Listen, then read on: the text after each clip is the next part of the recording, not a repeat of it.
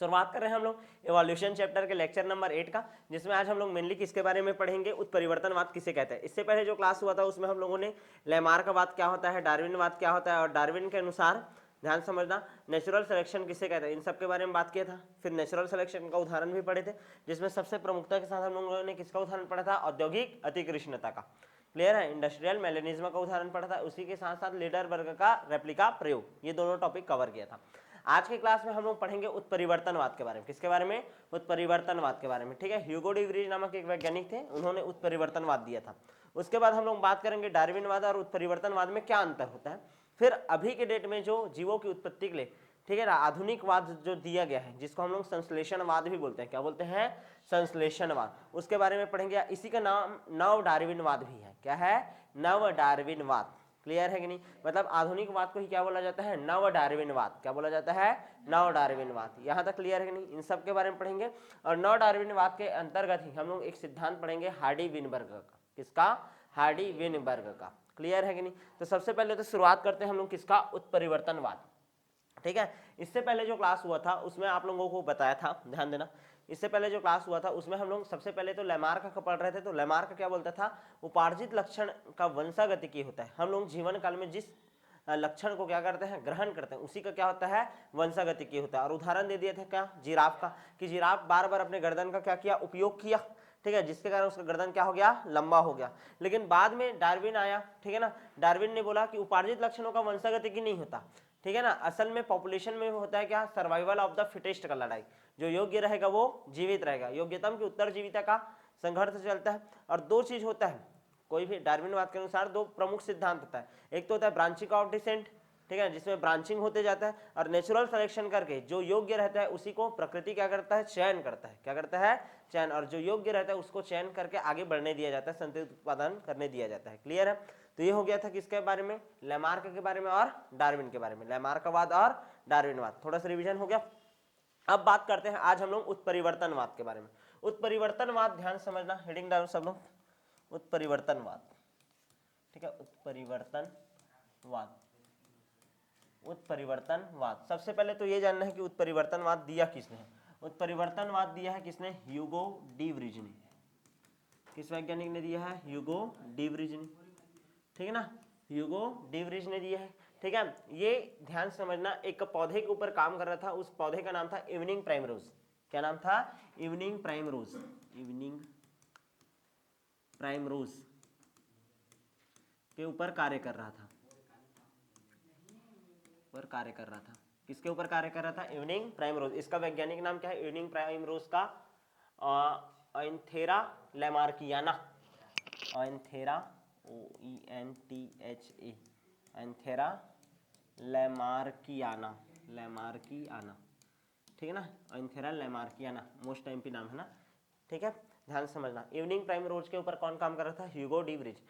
ये जब उसका सेल्फिंग कराता था तो हर एक पीढ़ी में कोई ना कोई नया लक्षण दिखता था, ठीक है ना, यानी कि ध्यान समझना, ये जो तुम्हारा ह्यूगो डी व्रीज है, ध्यान देना, किसके ऊपर काम कर रहा है, किस प्लांट के ऊपर, इवनिंग प्राइमरोज के ऊपर। किसके ऊपर, इवनिंग प्राइमरोज के ऊपर, ठीक है, सांध्य प्राइमरोज बोल देते हैं हम, सांध्य, इवनिंग, संध्या, ठीक है, शाम के टाइम। ठीक है, तो इवनिंग प्राइमरोज के ऊपर काम कर रहा था, एंथेरा लैमार्कियाना के ऊपर।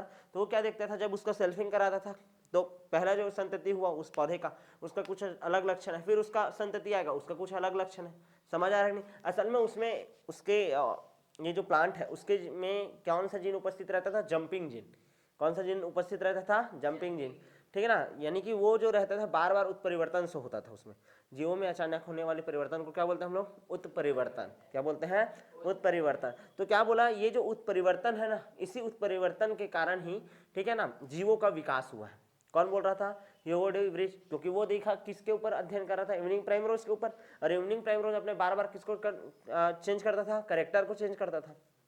तो वो ये बोले कि ऐसे ही जब जीवों का विकास हुआ होगा तो उनमें उत्परिवर्तन हुआ होगा। क्या हुआ होगा, उत्परिवर्तन, और उत्परिवर्तन के फलस्वरूप नए जीवों का संतति आया होगा। क्लियर है कि नहीं। और ध्यान से समझना, ये क्या बोला है, मतलब उत्परिवर्तन के कारण ही, उत्परिवर्तन के कारण ही क्या हुआ है, आपका इवोल्यूशन हुआ है। क्या हुआ है, इवोल्यूशन। इस चीज के बारे में बात किया किसने, ह्यूगो डी व्रीज ने। यहां तक क्लियर है कि नहीं, यहाँ तक समझ आया, ठीक है। और ये जो उत्परिवर्तन होता है वो क्या होता है, डिसकंटिन्यूअस होता है। कैसा होता है, डिसकंटिन्यूअस, असतत होता है। क्या होता है, असतत। क्लियर है, सतत रूप से नहीं होता, ठीक है ना। जीवों में अचानक होने वाले परिवर्तन को क्या बोलते हैं हम लोग, उत्परिवर्तन। इसी उत्परिवर्तन के कारण क्या होता है, आपका इवोल्यूशन होता है। क्या होता है, इवोल्यूशन होता है। और ध्यान से समझना, उत्परिवर्तन के कारण ही क्या आता है, डीएनए में चेंजेस आता है, और डीएनए में चेंजेस आएगा, इसी कारण क्या आ सकता है, आपका न्यू स्पीसीज आ सकता है, न्यू स्पीसीज का फॉर्मेशन हो सकता है। कौन बोल रहा है ये सब, ह्यूगो डी व्रिज। यहाँ तक समझ आया कि नहीं, ठीक है। तो कभी भी आ जाएगा तो ध्यान से समझना, क्या बोलना, ह्यूगो डी व्रिज ने, ठीक है ना, इवनिंग प्राइमरोज के ऊपर काम किया और उसके आधार पर बताया कि जीवों का जो विकास है वो किसके कारण हुआ है, उत्परिवर्तन के कारण। उत्परिवर्तन के कारण डीएनए में क्या आ जाता है, चेंजेस आ जाता है और नए स्पीसीज का फॉर्मेशन होता है। और यह जो उत्परिवर्तन होता है वो डिसकंटिन्यूअस होता है। कैसा होता है, डिसकंटिन्यूअस। यहाँ तक क्लियर है कि नहीं, समझ आया कि नहीं। डिसकंटिन्यूअस होता है, रैंडम होता है, कभी भी हो सकता है अचानक से, ठीक है। डिसकंटिन्यूअस होता है और रैंडम होता है। यहाँ तक क्लियर है कि नहीं, ठीक है। डिसकंटिन्यूअस है, रैंडम है, और लिख सकते हो नॉन डायरेक्शनल होता है, कोई निश्चित दिशा इसका नहीं होता, नॉन डायरेक्शनल, कोई निश्चित दिशा होता नहीं है। क्लियर है, कभी भी हो सकता है, डिसकंटिन्यूअस होता है, रैंडम होता है और नॉन डायरेक्शनल होता है। क्लियर है, ये वर्ड याद रखना ना। डिसकंटिन्यूअस होता है क्या, उत्परिवर्तन, रैंडम होता है, कभी भी हो सकता है, और नॉन डायरेक्शनल, अदिशात्मक होता है। कैसा होता है, अदिशात्मक। यहाँ तक क्लियर है कि नहीं, यहाँ तक समझ आया कि नहीं। और इसी को ही हम लोग बोलते हैं क्या, साल्टेशन। क्या बोलते हैं, ये जो तीनों पॉइंट बोला हूँ ना, ठीक है ना, इसी को ही हम लोग एक साथ क्या बोल देते हैं, saltation. Saltation, single step large mutation, single step large mutation. यहाँ तक समझ आया कि नहीं, क्लियर है। ध्यान दो, लैमार्क क्या बोलता था, जीवों का उत्पत्ति क्यों हुआ है, उपार्जित लक्षणों की वंशागत से। डार्विन क्या बोलता था, योग्यतम की उत्तरजीविता से। ये बोलता है जीवों का उत्पत्ति हो रहा है किसके कारण, उत्परिवर्तन के कारण। उत्परिवर्तन कैसा होता है बोल रहा हूँ मैं, डिसकंटिन्यूअस होता है, रैंडम होता है और नॉन डायरेक्शनल होता है। क्लियर है कि नहीं। और इसी को ही हम लोग बड़े उत्परिवर्तन को क्या बोलते हैं, साल्टेशन। क्या बोलते हैं, साल्टेशन। और इसी के फलस्वरूप ही आपका जीवों का क्या हुआ है, विकास हुआ है। क्या हुआ है, विकास हुआ है। यहाँ तक क्लियर है कि नहीं। ये खत्म हो गया आपका किसका, उत्परिवर्तनवाद। किसका दिया गया है, ह्यूगो डी व्रिज का। अंतर आता है उत्परिवर्तनवाद और डार्विनवाद में, क्या अंतर है लिखे क्या, ठीक है। तो हेडिंग डालो, डार्विनवाद व उत्परिवर्तनवाद में अंतर, डार्विनवाद व उत्परिवर्तनवाद में अंतर, डार्विनवाद और उत्परिवर्तनवाद में अंतर। देखो, डार्विनवाद किसने दिए है, डार्विन ने दिए है जी, और उत्परिवर्तनवाद किसने दिया है, ह्यूगो डी व्रिज ने, ह्यूगो डी व्रिज ने। यहाँ तक क्लियर है कि नहीं। अच्छा, ध्यान समझना, डार्विन, ध्यान देना, डार्विन जो बोलता है, ठीक है, वो बोलता है कि जीवों में, ठीक है ना, जीवों में स्मॉल चेंजेस आते हैं, स्मॉल वेरिएशन आता है। क्या आता है, स्मॉल वेरिएशन, यानी कि विभिन्नता जो आता है एकदम हल्का हल्का आता है, ठीक है ना। जीवों में जो विभिन्नता आता है वो एकदम हल्का आता है, और कैसे रहता है, वो एडेप्टिव रहता है, जो उसको क्या कर लेता है, अनुकूलित हो जाता है। कोई विभिन्नता आया उसके अकॉर्डिंग अपने आप को क्या कर लेता है, ढाल लेता है। क्लियर है कि नहीं। तो वही क्या बनता है, आपका एक नया जाति बनता है। और डार्विन के अनुसार कौन सा प्रक्रिया चलता है आपका, नेचुरल सिलेक्शन। क्या होता है, नेचुरल सिलेक्शन। प्रकृति चयन करता है कौन सा जीव जीवित रहेगा और कौन सा नहीं। लेकिन उत्परिवर्तनवाद क्या बोलता है कि जो वेरिएशन होता है, विभिन्नता होता है, वो स्मॉल नहीं होता, कैसा होता है, लार्ज होता है। क्या होता है, लार्ज होता है। और एडेप्टिव होगा क्या, नहीं, नॉन एडेप्टिव होगा, नॉन एडेप्टिव होता है। यहाँ तक क्लियर है कि नहीं, यहाँ तक समझ है। अच्छा, ये बात करता है किसका, साल्टेशन का। जैसे ये नेचुरल सिलेक्शन इसका मेन पॉइंट था ना, वो क्या बोलता था, प्रकृति चयन करता है, जो योग्य रहेगा वो जीवित रहेगा। वैसे इसका मेन पॉइंट क्या है, साल्टेशन। क्या है, saltation, single step large mutation, single step large mutation होता है। यहाँ तक क्लियर है कि नहीं? अच्छा, इसके साथ देखो जो डार्विन कहता था, ध्यान देना, डार्विन के अनुसार जो आपका विभिन्नता आता है, ठीक है ना, या नए जीव उत्पन्न होते हैं वो किसके कारण होते हैं? ध्यान देना, कंटिन्यूअस वेरिएशन के कारण होते हैं। किसके कारण होते हैं?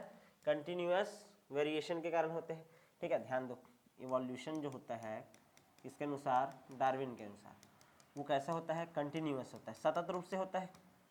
कैसे होता है? सतत रूप से होता है। और कैसे होता है? स्लो होता है। क्या होता है? स्लो। और कैसे होता है? डायरेक्शन में होता है, एक निश्चित दिशा में ही होता है। अरे पढ़े थे ना, ये एक दो संतति बना तो कोई एक प्रकृति चयन करेगा, कोई एक को डिस्कार्ड करेगा और कोई एक आगे बढ़ेगा। जैसे ये वाला आगे बढ़ा, फिर इसको कोई एक को डिस्कार्ड होगा और एक संतति क्या होगा? आगे बढ़ेगा। जो वातावरण के अनुरूप अपने आप को ढाल लेगा वही आगे बढ़ेगा, और जो नहीं ढालेगा वो मर जाएगा। समझ आ रहा है कि नहीं? तो एक निश्चित डायरेक्शन में चल रहा है और ये कंटिन्यूअस है। और कैसा? एकदम स्लो प्रोसेस है। कैसा प्रोसेस है? स्लो प्रोसेस है। लेकिन जो आपका म्यूटेशन होता है, ठीक है ना, म्यूटेशन थ्योरी के अनुसार यदि इवोल्यूशन होता है, म्यूटेशन थ्योरी के अकॉर्डिंग यदि आपका क्या हो? इवोल्यूशन हो, तो वो कैसे होगा? डिसकंटिन्यूअस होगा। कैसा होगा? डिसकंटिन्यूअस। मोस्ट टाइम पे ना पूछता है, कई बार क्वेश्चन बन करके आया है नीट में, ठीक है। कैसा होता है? डिसकंटिन्यूअस होता है, स्लो नहीं होता। कैसा होता है? एकदम फास्ट होता है। क्लियर है? और डायरेक्शनल ना होकर के कैसा होता है? Non directional. क्या होता है? Non directional. कैसा होता है? Non directional. यहाँ तक क्लियर है कि नहीं?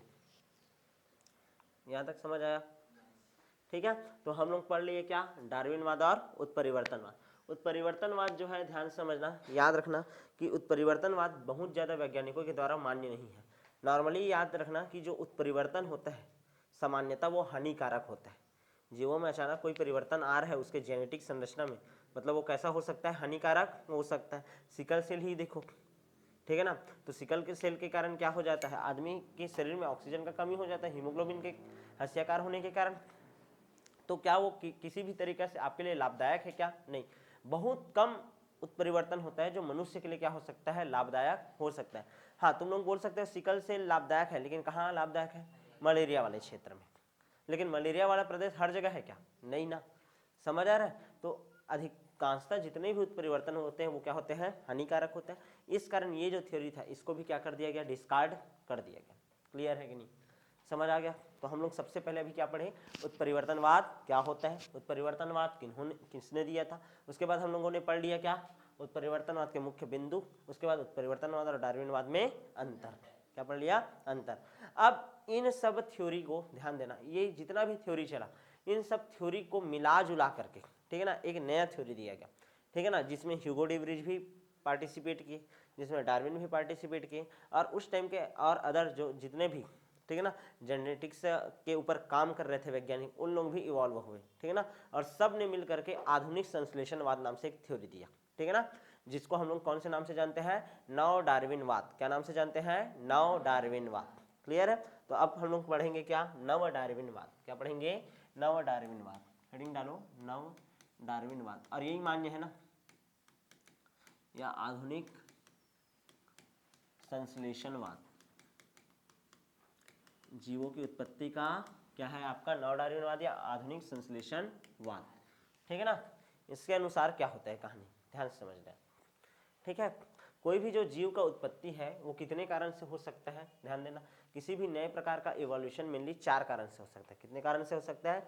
4 कारण से। वो 4 कारण क्या क्या है एक एक करके हम लोग पढ़ेंगे, ठीक है ना। इसमें ध्यान से समझना, बहुत सारे वैज्ञानिकों का योगदान था ना। नव डार्विनवाद, डार्विनवाद का ही क्या है? रूपांतरित स्वरूप है, ठीक है ना, जिसको विजमैन साहब, याद आया, जो हर किसी के थ्योरी में आ जाता था, विजमैन, ठीक है। आपका ह्यूगो डी व्रिज, ह्यूगो डी व्रिज, ठीक है। साथ ही साथ कौन आपका? डार्विन। और कौन से वैज्ञानिक आ गए? डार्विन, स्टेबिन्स, ऐसे करके बहुत सारे वैज्ञानिक हैं। सब ने मिलजुल करके नया थ्योरी दिया, ठीक है ना, सब ने मिल करके एक नया थ्योरी दिया, और इसी नए थ्योरी को ही हम लोग क्या बोलते हैं? नव डार्विनवाद। क्या बोलते हैं? नव डार्विनवाद। यहाँ तक क्लियर है कि नहीं? और नव डार्विनवाद के अनुसार कोई भी जगह में जीवन का यदि उत्पत्ति हो रहा है, ठीक है ना, तो उसके कितने कारण हो सकते हैं? 4 कारण हो सकते हैं। कितने कारण हो सकते हैं? 4 मुख्य कारण है। नोट्स में और बहुत सारे कारण मिल जाएंगे। क्लियर है ना? ठीक है, तो 4 मुख्य कौन कौन से कारण है, ठीक है ना, ध्यान देना, ठीक। इवोल्यूशन के कितने कारण हैं नया थ्योरी के अनुसार? 4 कारण, इवोल्यूशन के 4 कारण है, 4 कारण। पहला कारण होता है आपका जीन माइग्रेशन। क्या होता है? Gene migration. पहला कारण क्या है? जीन माइग्रेशन, या इसी को बोलते हैं हम लोग क्या? Gene flow. क्या बोलते हैं? Gene flow. लिखो, सबसे पहला कारण है क्या? जीन माइग्रेशन या जीन फ्लो। पहला टॉपिक हम लोग यही पढ़ेंगे, जीन प्रवाह क्या है करके आपके में क्वेश्चन आएगा, पहला क्वेश्चन याद रखना, एकदम नया क्वेश्चन बन सकता है, ठीक है। दूसरा हम लोग को पढ़ेंगे जेनेटिक ड्रिफ्ट। क्या पढ़ना है? Genetic drift. क्या पढ़ेंगे? Genetic drift. क्लियर है? तीसरा कारण हो सकता है इवोल्यूशन का क्या? म्यूटेशन। अब भी जस्ट बताया हूं मैं, क्या पढ़ लिए? म्यूटेशन। ये तो पता डाला हूं मैं, ठीक है ना, इसमें कोई दिक्कत होगा क्या? नहीं, ठीक है। और कौन सा कारण हो सकता है बोलो हमें? कोई भी जगह में नए उत्पत्ति का कारण नेचुरल सिलेक्शन। क्या हो सकता है? Natural selection. क्या हो सकता है? नेचुरल सिलेक्शन, नए जीव की उत्पत्ति का। और एक और कारण होता है ना, चलो एक एक्स्ट्रा याद रखना, रिकॉम्बिनेशन। क्या होता है? रिकॉम्बिनेशन। क्या होता है? रिकॉम्बिनेशन, जेनेटिक रिकॉम्बिनेशन, ऐसे लिख लेते हैं, जेनेटिक रिकॉम्बिनेशन। जेनेटिक क्या होता है?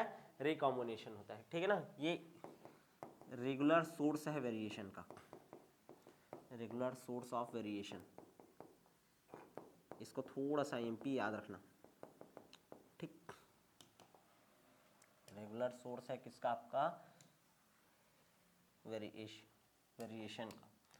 क्या होता है? जेनेटिक रिकॉम्बिनेशन पढ़ेंगे। चल ध्यान दो, नव डार्विनवाद कितने चीजों के बारे में बात कर रहा है? 5 चीजों के बारे में। इन 5 चीजों के कारण नए जीव का क्या होता है? उत्पत्ति होता है, एक नया जाति बनता है, बोल रहा है। क्लियर है ना? अभी तक जो भी थ्योरी पढ़े उन सब को मिला जुला करके सबके सिद्धांत को माना। ह्यूगो डीवरीज का कौन सा सिद्धांत मान लिया? म्यूटेशन का, ठीक है। उसका डार्विन का कौन सा सिद्धांत मान लिया? नेचुरल सिलेक्शन का, ठीक है ना। जीन माइग्रेशन और जेनेटिक ड्रिफ्ट एक नया जुड़ा है टॉपिक, क्लियर है ना। और जीन रिकॉम्बिनेशन ये टॉपिक लिया गया कहाँ से? जेनेटिक्स से। देखो तुम लोग पढ़ते हो कि जैसे कि गोल पीला बीज है और झुर्रीदार हरा बीज है, याद आया? गोल पीला बीज लेते थे और एक क्या लेते थे? झुर्रीदार हरा बीज, याद आया? झुर्रीदार हरा बीज। तो इनका संतति भी तो केवल गोल पीला और क्या आना था? झुर्रीदार हरा ही आना चाहिए था, लेकिन तुम लोग देखो कैसे कैसे संतति आता है, गोल हरा भी आ जाता है, गोल हरा भी आता है और झुर्रीदार पीला, झुर्रीदार पीला भी आ जाता है। समझ आ रहा है कि नहीं? मतलब ये वाला स्वतंत्र होता है, ध्यान देना, ये गोल जो है इस पीला के पास भी जाने के लिए स्वतंत्र है और हरा के पास भी जाने के लिए स्वतंत्र है। गोल पीला बीज बनाएगा ही बनाएगा और गोल हरा के साथ भी जा सकता है। वैसे ही झुर्रीदार पीला जो रहता है झुर्रीदार हरा के साथ भी जा सकता है। क्लियर है कि नहीं? क्लियर है? बताया था मैं अच्छे खासे तरीके से, क्लियर है। ये जो प्रोसीजर है वैसे ही याद करो, तुम लोग याद करो, जब हम लोग क्या पढ़ रहे थे? सेल साइकिल, तो ऐसा रहता था, ये क्रोमोसोम है, ऐसा है क्रोमोसोम। तो ये ध्यान से समझना, ये दोनों के दोनों एक साइड भी जा सकते हैं, ये एक अलग और ये अलग, ऐसा वाला पढ़े थे ना, ठीक है। मैं और अच्छे से समझाऊंगा। तो ये जो जेनेटिक रिकॉम्बिनेशन बोल रहे हैं ना, ये वही वाला कहानी है, क्लियर है। जो गोल पीला झुर्रीदार हरा था ना, ठीक है, यानी कि ये जो दो ठुक बना है इसको हम लोग क्या बोलते हैं? रिकॉम्बिनेट। क्या बोलते हैं? रिकॉम्बिनेट। और ये जो दोनों है वो क्या है? अपने पेरेंटल है, जैसे पैतृक है वैसी। और ये वाला कैसे बना? नया वाला बना। समझ आ रहा है कि नहीं? ठीक है, तो इसी के कारण देखो ये गोल पीला से झुर्रीदार दो ठुक था, लेकिन ये देखो नया प्रजाति बना, गोल हरा और झुर्रीदार पीला, नया प्रकार का प्रजाति बना। मम्मी पापा कैसे हैं? गोल पीला और झुर्रीदार हरा, लेकिन इनके संतति कितने प्रकार के बने? दूसरा पीढ़ी में 4 प्रकार के। कितने प्रकार के? 4 प्रकार के। बनने कितने थे? 2 प्रकार के बनने चाहिए थे। यदि गोल पीला है और झुर्रीदार हरा है, दोनों को लिए थे तो यही बस बनना चाहिए था, लेकिन बना कितना? 4। रीजन क्या था? क्रॉसिंग ओवर होता था, याद आया? क्रॉसिंग ओवर होता था। तो ये सब हो रहा है, इसको बोलते हैं हम लोग क्या? Genetic recombination. क्या बोलते हैं? Genetic recombination. रेगुलरिटी में कोई भी जीव में, जैसे तुम हो, तुम्हारे जो बच्चे आएंगे उसके बच्चे आएंगे, समझ आ रहा है कि नहीं? तुम्हारे दादाजी थे, तुम्हारे पिताजी है, तो उनमें जो रेगुलर सोर्स रहा वेरिएशन का, थोड़े से डिफरेंट है ना हम लोग। तुम्हारे दादाजी और तुम्हारे पिताजी थोड़े से अंतर है, तुम्हारे पिताजी और तुम में थोड़ा सा अंतर है, फिर तुम्हारे बच्चे और तुम में थोड़ा सा अंतर होगा। समझ आ रहा है कि नहीं? क्लियर है? तो रेगुलर सोर्स ऑफ वेरिएशन का क्या है? Genetic recombination. ये समझ आया कि नहीं? पहला पॉइंट क्लियर है सबको? मैं और नहीं पढ़ूंगा ना, क्योंकि ये पहला पॉइंट क्लियर है। जेनेटिक रिकॉम्बिनेशन के कारण, ठीक है ना, जेनेटिक अनुवांशिक क्या बोलते हैं इसको, रिकॉम्बिनेशन के लिए कौन सा वर्ड यूज करते हैं, वो पुनर्योजन, हाँ पुनर्योजन, जेनेटिक अनुवांशिक पुनर्योजन के कारण, अनुवांशिक पुनर्योजन के कारण ही क्या वो होता है आपका, नए जो संतति बनते हैं, नए जो संतति बनते हैं एक पीढ़ी से दूसरी पीढ़ी में, वो एक दूसरे से क्या होते हैं, भिन्न होते हैं। तो इवोल्यूशन का एक कारण है ये, और रेगुलर सोर्स है ये एक प्रकार से, ये तो हर जीवों में मिलेगा ही मिलेगा ना, ठीक है। अब यहाँ पास ये जो 5 ठोक थ्योरी है, सॉरी 4 और थ्योरी है, अब इसके बारे में पढ़ेंगे। यहाँ तक क्लियर है कि नहीं, समझ आ गई, सबसे लास्ट वाला समझ आया कि नहीं अच्छे से। ये रेगुलरिटी में देखते हो ना तुम लोग, अरे जैसे तुम लोग देखते हो लंबा है और बौना है, एक लंबा पेड़ है और एक बौना पेड़ है, तो उसका जो संतति आता है पहला पीढ़ी में क्या आता है, केवल और केवल लंबा। लेकिन जब दूसरा पीढ़ी आता है तो लंबा भी आता है, बौना भी आता है और मिड हाइट का भी आता है। समझ आ रहा है कि नहीं। तो जो मिड हाइट का आया वो एक नया प्रकार का ही तो स्पीसीज है, तो किसके कारण आया होगा, जेनेटिक रिकॉम्बिनेशन के कारण। किसके कारण आता है, जेनेटिक रिकॉम्बिनेशन के कारण। यहाँ तक समझ आया कि नहीं, क्लियर है, किसी कोई दिक्कत है क्या इसने में, नहीं। आगे बढ़ जाऊँ क्या, अब बात करते हैं किसका, जीन माइग्रेशन या जीन फ्लो किसे कहते हैं, जीन माइग्रेशन या जीन फ्लो किसे कहते हैं। ध्यान से समझना, देखो कोई एरिया है, उस एरिया का क्या है, ये पॉपुलेशन है, उस एरिया में बहुत सारे अलग अलग प्रकार के जीव रहते हैं, ठीक ना, बहुत सारे अलग अलग प्रकार के क्या रहते हैं, जीव रहते हैं, अलग अलग प्रकार के बहुत सारे ऐसे जीव बना देता हूँ मैं, क्लियर है, ऐसा बहुत प्रकार का क्या है, जीव है, ठीक। अब ध्यान से समझना, इस पॉपुलेशन में टोटल जितना भी जीन है, ये एक पॉपुलेशन है, मान लो कोई एरिया है ना, इस एरिया का क्या है, ये एक पॉपुलेशन है। इस पॉपुलेशन में उपस्थित जितने भी जीव हैं उन सभी के जीनों का संयोग किया जाए, इसका भी कुछ अलग जीन होगा, इसका कुछ अलग जीन, इसका कुछ अलग जीन, और कुछ बना देता हूँ, ठीक है। यहाँ पर देखो ये कुछ अलग जीन, समझ आ रहा है कि नहीं, ऐसा बहुत सारा जीन, तो जितने भी टोटल जीन है, sum of total gene, sum of total gene, sum मतलब योग ना, सम मतलब क्या, योग, ठीक है। जितने भी इस पॉपुलेशन में, sum of total gene in a population ना, पॉपुलेशन, उसको हम लोग क्या बोलते हैं, जीन पूल, क्या बोलते हैं, जीन पूल, क्या बोलते हैं, जीन पूल। पहले तो ये समझ आया कि नहीं, जीन पूल किसे कहते हैं करके, क्लियर है। ध्यान से समझना, कोई पॉपुलेशन है, समुदाय है, ध्यान देना, जनसंख्या है, क्या है, जनसंख्या है, कोई एरिया है, ऐसा समझो कि हरियाणा में है एक पॉपुलेशन, तो वहाँ पास जितने भी जीव हैं उन सब का जितना का भी जेनेटिक है, ठीक है ना, हरियाणा में रहने वाले जितने भी लोग हैं उनका जो जेनेटिक्स है, उनका जितना भी जीन है, उन टोटल जीन के सम को हम लोग क्या बोलते हैं, जीन पूल बोलते हैं। क्या बोलते हैं, जीन पूल बोलते हैं। ये हमारा फर्स्ट पॉपुलेशन है। वैसे ही से समझो कि एक और पॉपुलेशन है, वैसे ही एक और पॉपुलेशन है, इस पॉपुलेशन में ध्यान समझना, इस पॉपुलेशन भी अलग अलग जीव हैं, समझने का कोशिश करना, इस पॉपुलेशन में भी क्या है, अलग अलग प्रकार के जीव हैं, क्लियर है। तो इसका भी क्या होगा, एक नया जीन पूल होगा, क्या होगा, जीन पूल होगा। यहाँ तक क्लियर है नहीं। तो क्या होता है, ध्यान से समझना, यहाँ के कुछ जीव यहाँ जाएंगे और यहाँ के कुछ जीव यहाँ आएंगे, और ये कहानी लगातार चलते रहेगा।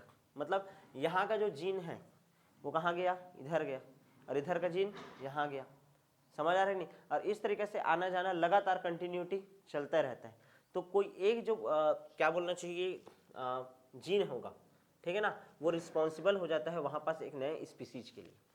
चलो एक उदाहरण से समझाता हूँ। भारतीय लोग हर जगह पाए जाते हैं, इंडियन तुमको पूरे वर्ल्ड वाइड दिखेंगे, ठीक है ना। सेकंड लार्जेस्ट पॉपुलेशन है ना, सबसे पहले नंबर में कौन है, चाइना, सेकंड नंबर में कौन है, इंडिया। असल में क्या हुआ था, इंडिया में बाहर से बहुत सारे लोग आए, ठीक है, मुगल लोग आए थे, हुंड लोग आए थे, शक आए थे, यूनानी आए थे, अंग्रेज आए थे, ठीक है ना। तो बाहर के लोग आए यहाँ, तो कहीं ना कहीं ध्यान से समझना, यहाँ भी उनका संतति उत्पन्न हुआ होगा, यहाँ भी उनका संतति उत्पन्न हुआ होगा, तो उनका एक रेसेस बना होगा, समझ आ रहा है कि नहीं। फिर यहाँ के लोग हर प्रकार के परिस्थिति में जाकर के भी तो रह रहे हैं, समझ आ रहा है कि नहीं। यहाँ के लोग भी तो हर प्रकार की स्थिति में जा करके रह रहे हैं, ठीक है। तो माइग्रेशन हुआ है नहीं, यहाँ के जीन का वहाँ और वहाँ के जीन का यहाँ, समझ आ रहा है। तो एक नया प्रकार का जो संतति बन जाएगा, उसी को ही हम लोग क्या बोल रहे हैं, हम लोग आपका क्या, जीन माइग्रेशन, क्या बोलते हैं, जीन माइग्रेशन। पहला जो टॉपिक है आया कि नहीं, जीन माइग्रेशन, जीन माइग्रेट कर रहा है, ठीक है। या इसी क्या बोलते हैं, जीन फ्लो, क्या बोलते हैं, जीन फ्लो। क्लियर है, समझ आया कि नहीं, जीन फ्लो क्या होता है, ठीक है। इसका हो सके तो मेरे पास थ्योरी होना चाहिए, ठीक है ना। हाँ देखो थ्योरी है, थ्योरी देखो, थ्योरी जीन फ्लो क्या होता है, देखो जीन फ्लो क्या होता है, जीन प्रवाह। भले एकदम दो लाइन है लेकिन समझने का कोशिश करो। देखो क्या बोल रहा है, जब जीव संख्या का स्थान परिवर्तन होता है, ये जीव का संख्या है, इसका स्थान परिवर्तन होता है तो जीन आवृत्तियां भी बदलती है। यहाँ पास जो जीन होगा उसका आवृत्ति भी क्या होगा, बदलेगा। यह परिवर्तन मौलिक तथा नई दोनों जीव संख्याओं में होता है। नई समष्टि में नई जीन और एलीली जोड़ दी जाती है, ये नया पॉपुलेशन है, तो यहाँ पास से जब गया होगा पॉपुलेशन तो वो यहाँ पास आकर के नया जीन जोड़ दिया होगा। क्लियर है कि नहीं। और पुरानी समष्टि से ये घट जाती है। यहाँ पास से समझो ये हरा वाला है, ठीक है, या ये व्हाइट वाला है, तो ये व्हाइट वाला जीन वाले पूरे पूरे यहाँ गए, ठीक है, तो यहाँ क्या हो जाएगा, व्हाइट वालों का पॉपुलेशन क्या हो जाएगा, ज़्यादा, और यहाँ पास उसका पॉपुलेशन क्या हो जाएगा, उस जीन का कम, क्या हो जाता है, कम।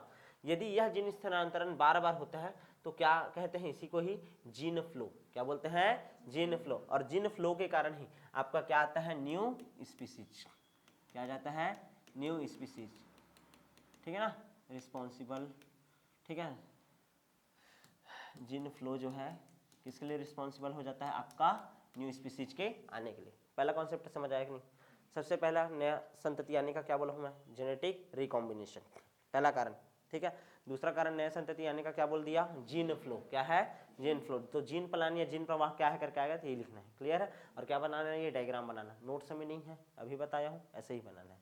यहाँ तक क्लियर है। आगे बढ़ जाऊँ क्या, मिटा दूँ मैं, ठीक है। ये पॉपुलेशन फर्स्ट है, ये पॉपुलेशन क्या है आपका सेकंड है। तो इस पॉपुलेशन से यदि कुछ जीन यानी कि कुछ जीव है तो कुछ जीव आएंगे तो उनके जीन भी तो आएंगे। समझ आ रहा है कि नहीं, ये पहला क्लियर है कि नहीं। आगे बढ़ जाए, नेक्स्ट पढ़े क्या, दूसरा देखिए। अब देखो ये हो गया ना, ठीक है। चलो देखो, तो हम लोग सबसे पहला ये वाला टॉपिक हो गया है हमारा। अब जीन माइग्रेशन भी हो गया। दूसरा देखते हैं जेनेटिक ड्रिफ्ट किसे कहते हैं, मोस्ट टाइम पे, ठीक है, जेनेटिक ड्रिफ्ट। चलो शुरू करें, क्या होता है जेनेटिक ड्रिफ्ट, ध्यान देना ना।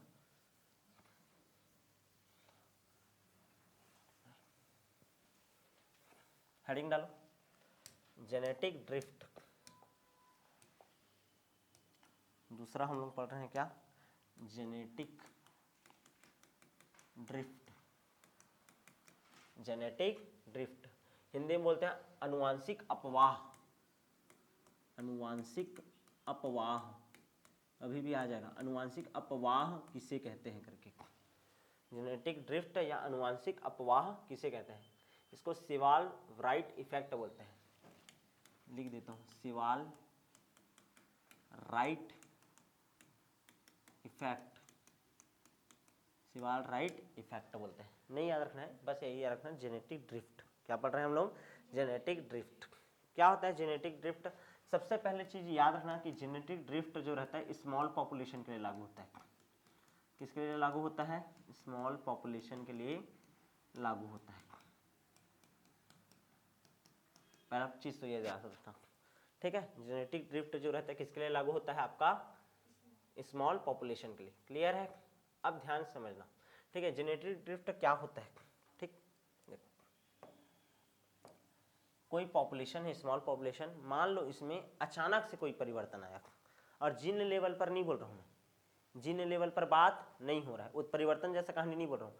अचानक से कैसे परिवर्तन आ सकता है, जैसे कि समझो कि मान लो, ध्यान देना, कोई छोटा सा पॉपुलेशन है, उस जगह में रहता था, अचानक से वहाँ बाढ़ आ गया, भूकंप आ गया, बाढ़ आ गया या भूकंप आ गया या आग लग गया, तो उसमें से जो योग्य रहेगा वही बस क्या होगा, बचेगा, और बाकी सब क्या होने लग जाएंगे, खत्म होने लग जाएंगे। इसको बोला जाता है बोटल नेक इफेक्ट। क्या बोलते हैं, बोटल नेक इफेक्ट। ध्यान देना, जेनेटिक ड्रिफ्ट को दो कॉन्सेप्ट से समझाते हैं। कितने कॉन्सेप्ट से, दो कॉन्सेप्ट। फिर से इसमें कितने कॉन्सेप्ट आ गया, दो कॉन्सेप्ट। पहला कॉन्सेप्ट है क्या, ध्यान देना, बोटल नेक इफेक्ट, बोटल नेक इफेक्ट। पहला तो किससे समझाते हैं, बोटल नेक इफेक्ट, और दूसरा समझाते हैं किससे, फाउंडर इफेक्ट से, फाउंडर इफेक्ट। क्या होता है ध्यान से समझना, हेडिंग डालो, बोटल नेक इफेक्ट, और दूसरा क्या है बोल रहा हूं मैं, फाउंडर इफेक्ट, ठीक है। सबसे पहले बात करते हैं हम लोग बोटल नेक इफेक्ट, ठीक है, ध्यान दो, बोटल नेक इफेक्ट, ठीक। बोतल कैसे रहते हैं, देखो नॉर्मली बोतल बना देते हैं, तो मैं मान लो कोई आपका जाति है, ठीक है ना, कोई जीव है, ठीक है, उनका संख्या क्या था, बहुत ही ज़्यादा था प्रारंभ में, लेकिन असल में क्या हुआ, अचानक से कोई प्राकृतिक कारण जैसे बाढ़ आ गया या आग लग गया या उनका हंटिंग होने लग गया, उनको मारने लग गए, ठीक है। जैसे ऐसे समझो कि जो चीता थे, ठीक है ना, उदाहरण दिया है किसका, चीता का। चीता थे, चीता बहुत ज़्यादा संख्या में थे, लेकिन अचानक से क्या हो गया, उनका शिकार करने लग गया, तो जो सबसे ज़्यादा तेज भग सकते थे, ठीक है, जिनका छिपने का क्षमता ज़्यादा था, समझ आ रहा है कि नहीं, तो वो चीते भस क्या हो पाए, बच पाए, समझ आ रहा है कि नहीं। और वो चीते भस बच पाए तो वो किससे गुजरे होंगे, इस नेक से। ऐसे समझो कि पॉपुलेशन पहले क्या था, एकदम ज़्यादा था, पॉपुलेशन कैसा था, एकदम ज़्यादा था, लेकिन हंटिंग वगैरह होने लग गया, ठीक है ना, मारने लग गया, या बाढ़ आ गया, भूकंप आया, कोई भी प्राकृतिक कारण से वो क्या होने लग गया, नष्ट होने लग गया, तो उनका साइज क्या हो गया, अब कम, साइज क्या हो गया, कम। तो ऐसा समझो ना, बॉटल है, एक जनसंख्या बहुत ज़्यादा था, अब वो यदि बॉटल नेक से गुजर रहे हैं, मतलब उसकी संख्या क्या हो गई है, कम, क्या हो गई है, कम। अब प्रकृति में जो तुमको चीते दिखते हैं वो बहुत ही कम मात्रा में भी दिखाई देते हैं, लेकिन वो भी कौन से वाले दिखाई देते हैं, सेलेक्टेड, जो उस परिस्थिति को क्या कर लिए थे, सहन कर लिए थे, अच्छे से भग सकते थे, समझ आ रहा है कि नहीं। तो पहला क्लियर है कि नहीं। तो ध्यान समझना, जेनेटिक ड्रिफ्ट दिया जाता है किसके लिए बोल रहा हूँ मैं, आपका स्मॉल पॉपुलेशन के लिए। किसके लिए, स्मॉल पॉपुलेशन के लिए। छोटा सा पॉपुलेशन है, कोई जीव है, उसका संख्या ऐसा है कि 10,000 ही पाए जाते हैं या 20,000 ही पाए जाते हैं, उनमें क्या ऐसा हुआ होगा, वो किस तरीके से उनके लिए न्यू स्पीसीज का फॉर्मेशन वो किए होंगे या इवोल्यूशन हुआ होगा। ये जो स्मॉल पॉपुलेशन होता है उसमें जो जीन आवृत्ति होता है, ध्यान देना, ये जो हमारा स्मॉल पॉपुलेशन है, ध्यान देना ना, इसमें क्या हुआ होगा, एकदम रैंडमली चेंजेस आया होगा, ठीक है ना, रैंडम चेंजेस आए होंगे, ठीक है, मतलब अचानक से क्या हुआ होगा, इनके जीन में क्या हुआ होगा, परिवर्तन हुआ होगा, या वातावरण इसको क्या किया होगा, प्रभावित किया होगा, क्या किया होगा, प्रभावित किया होगा। क्लियर है कि नहीं। और इसके कारण जो इवोल्यूशन चला वो कैसे चलने लग गया होगा, नॉन डायरेक्शनल, एक निश्चित दिशा में चला होगा क्या, नहीं, ठीक है। और कैसा रहा होगा, डिसकंटिन्यूअस रहा होगा, कैसा रहा होगा आपका, डिसकंटिन्यूअस। यहाँ तक क्लियर है कि नहीं, ठीक है। ध्यान से समझना, कोई छोटा सा पॉपुलेशन है, ठीक है, उस छोटे से पॉपुलेशन में अचानक से कोई चेंजेस आया, वो अचानक से चेंजेस किसके कारण आ सकता है, वातावरण के कारण आ सकता है, बाढ़ आ गया, भूकंप आ गया, या कुछ भी कारण हो सकता है, ठीक है। तो उसके कारण वो एक निश्चित दिशा में अब ग्रोथ कर पाएंगे क्या, नहीं, आदिशात्मक रूप से क्या करने लग जाएंगे, ग्रोथ करने लग जाएंगे। ग्रोथ का मीनिंग क्या बोल रहा हूँ मैं, इवोल्यूशन बोल रहा हूँ, क्या बोल रहा हूँ, इवोल्यूशन। और वो जो इवोल्यूशन होगा वो थोड़ा सा डिसकंटिन्यूअस होगा। अब ये जो इवोल्यूशन है वो कितने प्रकार से हो सकता है बोल रहा हूँ मैं, दो प्रकार से। एक तो होता है आपका बोटल नेक इफेक्ट, क्या होता है, बोटल नेक इफेक्ट, इसको हम लोग हिंदी में भी बोटल नेक ही बोलते हैं, क्या बोलते हैं, बोटल नेक, क्लियर है। और एक होता है आपका फाउंडर इफेक्ट, क्या होता है, फाउंडर इफेक्ट। बोटल नेक इफेक्ट का मीनिंग क्या है, जैसे कि एक बॉटल है उसमें पानी रहता है, लेकिन जो उसका नेक वाला हिस्सा रहता है उसमें पानी क्या होता है, बहुत ही कम। सेम टू सेम कोई जीव है, उसका संख्या क्या है, बहुत ही ज़्यादा है, लेकिन मान लो अचानक से कोई ऐसा परिवर्तन आया, वो प्राकृतिक भी हो सकता है और मानव निर्मित भी हो सकता है, तो उसके कारण वो जो जीव है वो बोतल के नेक से गुजर रहा है, ऐसा बोला जाता है। बोतल नेक से गुजर रहा है मतलब उसकी संख्या अब धीरे धीरे क्या होते जा रही है, कम होते जा रही है, क्या होते जा रही है, कम होते जा रही है। और यही किसका फॉर्मेशन कर देगा, नए स्पीसीज का, किसका, नए स्पीसीज का। उदाहरण किसका याद रखना, चीता, बहुत ज़्यादा रहा होगा, लेकिन बहुत ज़्यादा का मतलब 5 ही हज़ार 10 ही हज़ार रहा होगा, लेकिन अभी डेट में सोचो ना, इंडिया में एक भी चीता नहीं था, बाहर से लाया गया, समझ आ रहा है कि नहीं, क्लियर है। तो पहले से वो कम था, और उस कम पॉपुलेशन में भी क्या चला होगा, बोटल नेक इफेक्ट, बहुत ज़्यादा हंटिंग किया गया होगा। जैसे इंडिया में टाइगर बहुत था, लेकिन अभी के डेट में वो बोटल नेक इफेक्ट से गुजर रहा है, मतलब उसका संख्या क्या होते जा रहा है, कम। समझ आया कि नहीं ये वर्ड अब, क्लियर है, बोटल नेक इफेक्ट। दूसरा पढ़ते हैं फाउंडर इफेक्ट, क्या पढ़ते हैं, फाउंडर इफेक्ट है संस्थापक प्रभाव, हिंदी में बोलते हैं इसको क्या, संस्थापक प्रभाव, लिख लो, संस्थापक, फाउंडर प्रभाव। संस्थापक प्रभाव क्या होता है, ध्यान से समझना, ठीक है, ध्यान देना। मान लो ये कोई आपका पॉपुलेशन है, ध्यान दो, ठीक है, ये हमारा कोई पॉपुलेशन है, ठीक है ना। यहाँ पास इस पॉपुलेशन में हमारे कोई जीव रहे होंगे, बहुत सारे जीव थे अलग अलग प्रकार के, ठीक है, अलग अलग प्रकार के बहुत सारे क्या थे, जीव थे। अब ऐसा हुआ होगा कि कुछ कारणवश यहाँ के जो जीव थे, कुछ कारणवश में बहुत सारा कारण आ सकता है। कौन कौन से कारण आ सकता है, मुख्यतः मैं एनसीईआरटी कितना कारण बोलता है, ध्यान दो, 3 कारण बोलता है, कितना कारण, 3 कारण। कौन कौन से 3 कारण, देखो, पहला कारण ऐसा हो सकता है, ध्यान से समझने का कोशिश करना। पहला कारण आपका, एक मिनट ना, कौन सा पढ़ा रहा हूँ, फाउंडर इफेक्ट। पहला कारण आपका दे दिया है क्या, हाँ, जियोग्राफिकल आइसोलेशन, जियोग्राफिकल आइसोलेशन।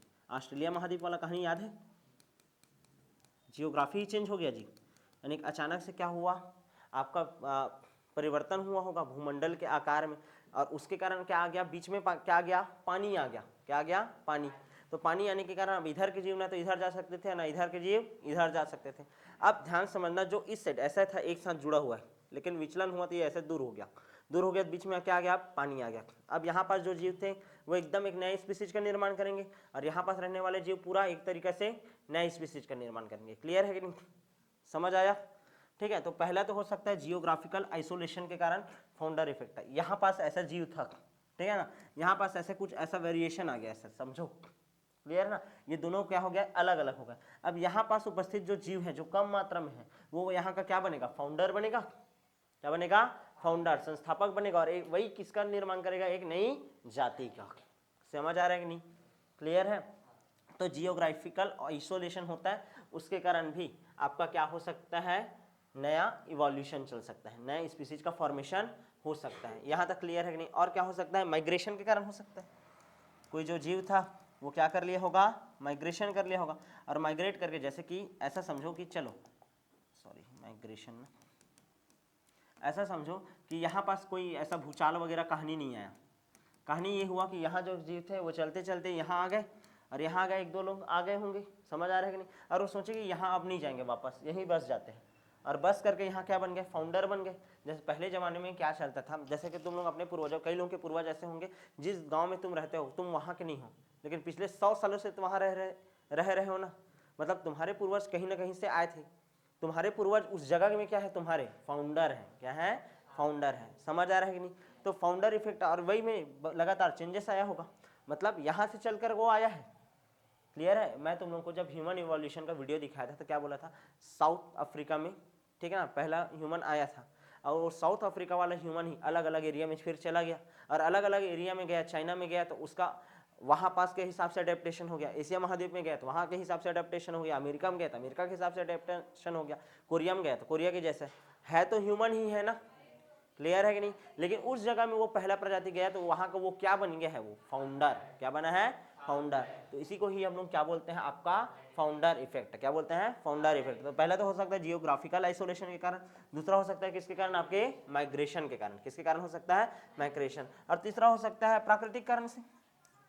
क्या हो सकता है, प्राकृतिक कारण से, बाढ़ आ गया, भूकंप आ गया तो सब लोग निपट गए, एक आध दो बचे थे, ठीक है, और उन्हीं के कारण हम लोग बचे, और उन्हीं से नए स्पीसीज का क्या हुआ, फॉर्मेशन हुआ। तो ये बोटलनेक इफेक्ट और फाउंडर इफेक्ट है, दोनों रिस्पॉन्सिबल हैं किसके लिए, आपके फॉर्मेशन ऑफ न्यू स्पीसीज के लिए, फॉर्मेशन ऑफ न्यू स्पीसीज।